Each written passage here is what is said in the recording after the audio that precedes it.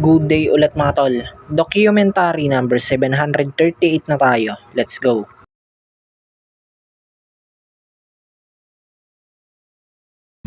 Yo, yan. Kakatas lang naman ni ate maglinis dito. Yan. Malinis na tong isang buong hallway. Kalat eh. Kakarating lang ng yelo. Nakakagising na din ito. Tanggal na pala yung salamin. Yan nandito. Na humina na yung dikit niya yun. Humina na yung dikit. Bali, iayos ulit yan siguro. Yo, ayan. Mamimili lang kami ni Kervin. Yo, ito lang yung binili namin ni Kervin. Saka repolyo. Yo, time check. Ayan, alas 4. Kakain na kami. Pigar-pigar. Wala pa si Tintin.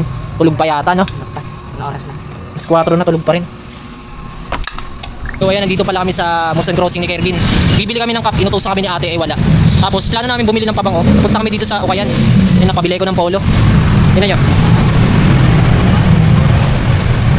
Break, tasot na. Yo, ayan, nandito na pala si Gab, kakarating-rating lang. Yung polong nabili ko, sinampay ko muna dito. Hey. Yo, eto may unang deliver ako, dalawang Spanish latte large.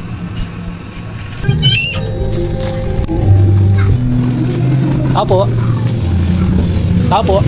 Yo, may sumulpot na naman na pusa dito. Dinampot ni Gab, kala niya si CapCut. Same size. Pagkamuka.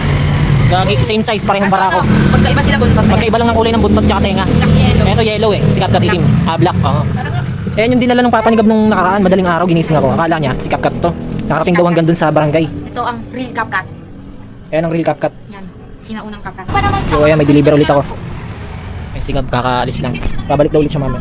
Si Kervin umuwi na pala. Tapo. Yung gano'n kasi itong dalawang parehas lalaki to eh.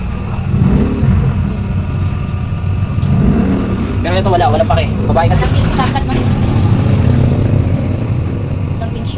Yan, kain na tayo. Yan, dito pala matutulog si Gab ngayon. Kumain na rin siya. Yo, hanggang dito na lang ulit mga tol. Maraming salamat palagi at sa itaas. And yung mga susunod na i-upload ko, abangan nyo na lang. Peace out.